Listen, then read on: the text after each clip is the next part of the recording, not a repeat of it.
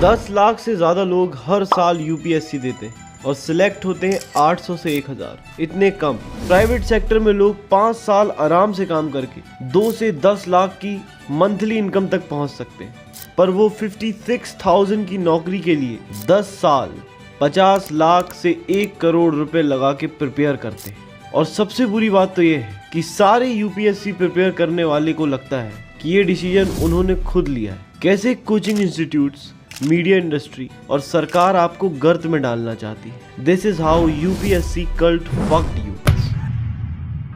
ये भंवरकुआं है। ऐसे ही बहुत सारे पूरे इंडिया में हब्स है जहां अगर आप ऊपर पत्थर मारोगे तो बहुत प्रोबेबिलिटी है कि वो किसी यूपीएससी एस्पिरेंट के ऊपर गिरेगा। सब बस यही सोचते हैं कि एक दिन ऐसा आएगा जब उनका एक एग्जाम निकल जाएगा और सब कुछ चेंज हो जाएगा।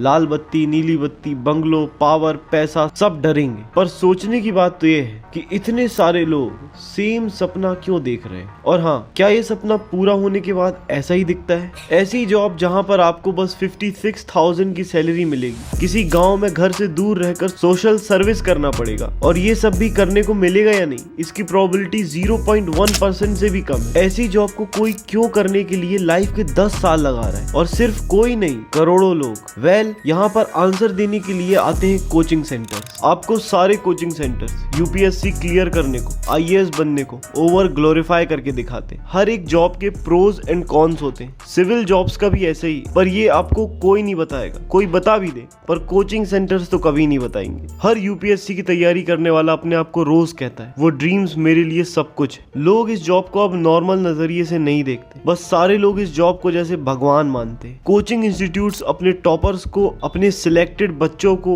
स्टार्स बनाते हैं, फेमस करते हैं, ऐसे दिखाते हैं कि ये है सोसाइटी के लिए आइडल्स, और पूरे के पूरे एग्जाम की ब्रांडिंग करते हैं, उस पोस्ट की ब्रांडिंग करते हैं। जब इन लोगों ने ऐसी खतरनाक ब्रांडिंग की तो पिछले सालों में लगातार यूपीएससी एस्पिरेंट्स के नंबर्स इंक्रीज होते गए। 2006 में 3 लाख लोगों ने यूपीएससी के लिए अप्लाई किया था और 2013 में 8 लाख लोगों ने, 2022 में 12 लाख लोगों ने। ये नंबर समय के साथ बढ़ता जा रहा है और बढ़ता ही जाएगा। पहले कोचिंग इंस्टीट्यूट्स ऑफलाइन प्रमोशन करते थे, ऑफलाइन बच्चों को पढ़ाते थे, पर जब मार्केटिंग आसान हो गई तो और ज्यादा लोग इन्फ्लुएंस होने लगे और ज्यादा लोग इसकी प्रिपरेशन में घुसने लग गए। कोचिंग इंस्टीट्यूट्स मीडिया का उपयोग बखूबी से करते हैं। टीचर्स का एक अपना ब्रांड है। लोग यूपीएससी पढ़ाने वालों को भगवान से कंपेयर करते हैं। नो डाउट इनके पास बहुत नॉलेज है, ये है भगवान, पर सबका कोचिंग इंस्टीट्यूट है और सबका पैसा वहीं से आता है। इसलिए इंटरव्यूज, पॉडकास्ट, मीडिया चैनल्स में न्यूज बनवाना, ये सब करते हैं। जब इतने सारे लोग इसमें घुस गए हैं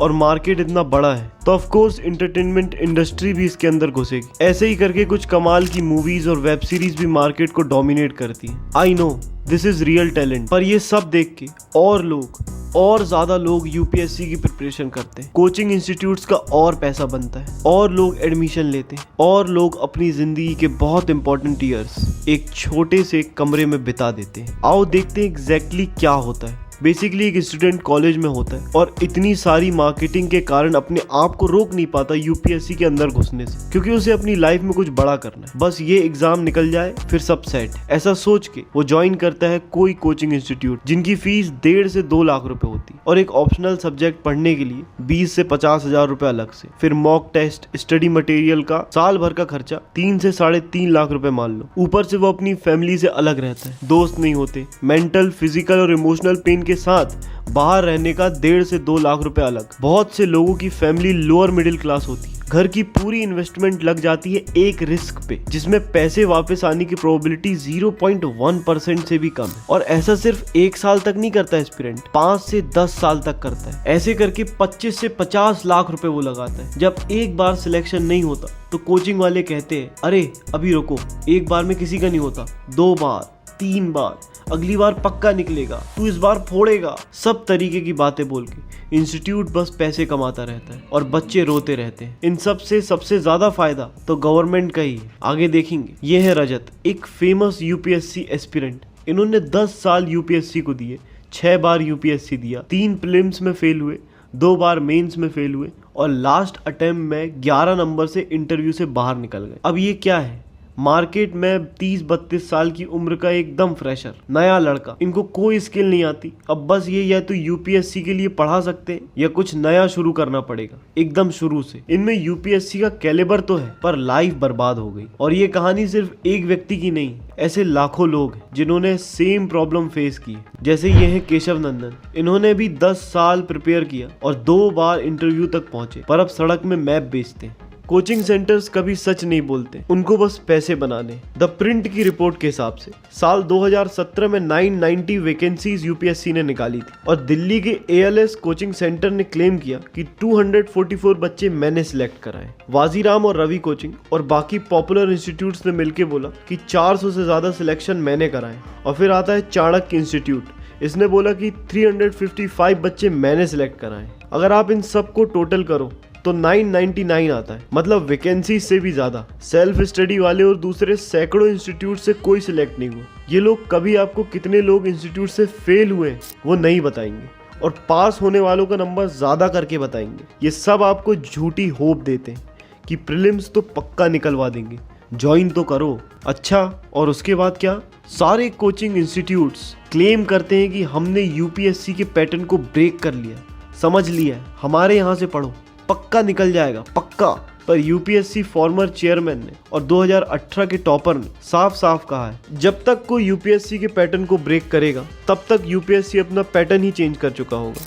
it simply means you can't break the pattern. Government का इसमें बहुत फायदा है। आपने कभी सोचा है कि इतने बड़े एग्जाम को गवर्नमेंट क्यों कंडक्ट कराती है? और भी तरीके हो सकते हैं आईएएस सिलेक्ट करने के लिए, पर ऐसा ही एग्जाम क्यों?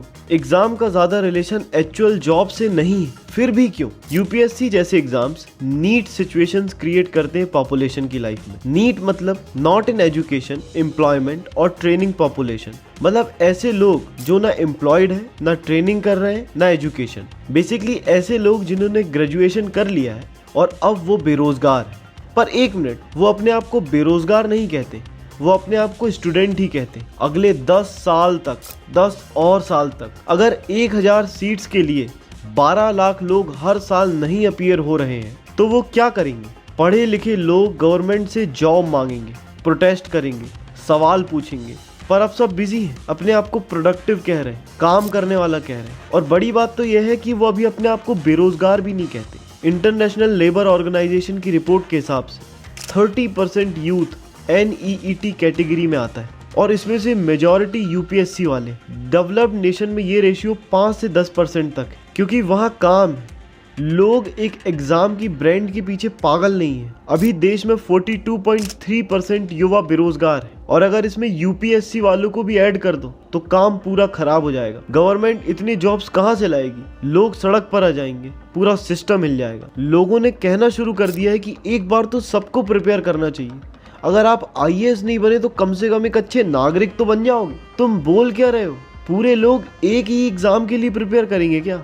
और अच्छा सिटीजन बनने के लिए पढ़ाई की जरूरत होती है, यूपीएससी की नहीं। एस्पिरेंट्स भी अपने आप को कई बातें बोलते हैं कि उनको पैसों से कोई मतलब नहीं है, सिर्फ सोशल इम्प्रूवमेंट करना है, सोसाइटी के लिए काम करना है, जबकि सिर्फ बेरोजगारी के कारण और पावर की लालच के कारण जो उनको इंस्टीट्यूट्स के द्वारा मार्केट की गई है, इन सब चीजों के कारण वो लोग प्रिपरेशन के सागर में कूदे। अगर किसी को सोशल सर्विस करना है तो बहुत रास्ते हैं, उनसे कर सकता है, पर नहीं, इसी से करना है। 5 साल पहले यही करना है, फिर नौकरी लेना है और फिर सोशल सर्विस करना है। इन सब बातों का कोई सेंस है? हाँ, कुछ लोग हैं जिनकी ड्राइव बहुत ज़्यादा है, जो रियली में उस जगह जाना चाहते हैं, जिनकी बहुत पर्सनल कॉज है, उनके लिए ये बहुत इंपॉर्टेंट है और उन्हीं को प्रिपरेशन करना चाहिए। यूथ को अपने सबसे इम्पोर्टेंट ईयर्स ऐसे वेस्ट नहीं करना चाहिए। जब तक ये यूपीएससी का जंजाल खत्म होता है तब तक लोगों की शादी हो जाती है, घर की रिस्पॉन्सिबिलिटी आ जाती है। अब क्या आदमी प्रोटेस्ट करेगा? क्या नेशन के लिए काम करेगा? अब तो बस ये पेट पालेगा, अपने बच्चों को खिलाएगा। जब सालों निकल जाते हैं और कुछ भी नहीं मिलता तो एंड में इतनी विल पावर भी नहीं रहती एस्पिरेंट्स के पास कि वो कुछ नया शुरू करें, तो फिर वो करते हैं सुसाइड, मर जाते हैं। हर साल स्टूडेंट्स के सुसाइड केस बढ़ते जा रहे हैं और इन सब से इंस्टीट्यूट्स को कोई फर्क नहीं पड़ता। सुसाइड की न्यूज़ आपको बहुत कम सुनने मिलेगी, सिलेक्शन की न्यूज़ ज़्यादा सुनने मिलेगी। सिर्फ स्टूडेंट्स ही नहीं, आईएएस ऑफिसर्स तक जॉब के प्रेशर के कारण, लेस सेटिस्फेक्शन के कारण सुसाइड कर रहे हैं। उनके बारे में आपको कोई कभी नहीं बताएगा, क्योंकि इन सब को सुन के शायद आप प्रिपरेशन ना करो और इस दलदल में ना घुसो बिना किसी पर्पस के। ये पूरी की पूरी यूपीएससी इंडस्ट्री 3000 करोड़ से ज़्यादा की, और गवर्नमेंट को हर साल इस इंडस्ट्री से 500 करोड़ टैक्स मिलता है। इस इतनी बड़ी प्रॉब्लम का सॉल्यूशन क्या है? ऐसा नहीं है कि यूपीएससी प्रिपेयर नहीं करना चाहिए, करो अगर करना चाहते हो तो, इन्फ्लुएंस होके नहीं। और बस यही कि हमें अपने अंदर झांक के देखना चाहिए कि हमें सच में क्या करना है। सोसाइटी से इन्फ्लुएंस होके भीड़ का हिस्सा नहीं बनना चाहिए। पर इसका मेजर सॉल्यूशन सिर्फ सरकार ही कर सकती है, ज़्यादा जॉब्स प्रोड्यूस करके, यूथ को अपना कुछ करने के लिए हेल्प करके। अब लोगों को जॉब्स लेने के साथ जॉब्स प्रोड्यूस करने की मेंटेलिटी भी लानी होगी, और सरकार को इसमें पूरा साथ देना होगा। मैं उम्मीद करता हूँ कि दर्शन प्रोडक्शन की डॉक्यूमेंट्रीज आपको पसंद आ रही हैं। इसी तरीके की कमाल की डॉक्यूमेंट्रीज दर्शन प्रोडक्शन आपके सामने लाता रहेगा। आप कमेंट सेक्शन में अपने व्यूज़ बताइए, सब्सक्राइब करिए। आप बने रहिए हमारे साथ, हम भी बने आपके साथ। बहुत बहुत धन्यवाद।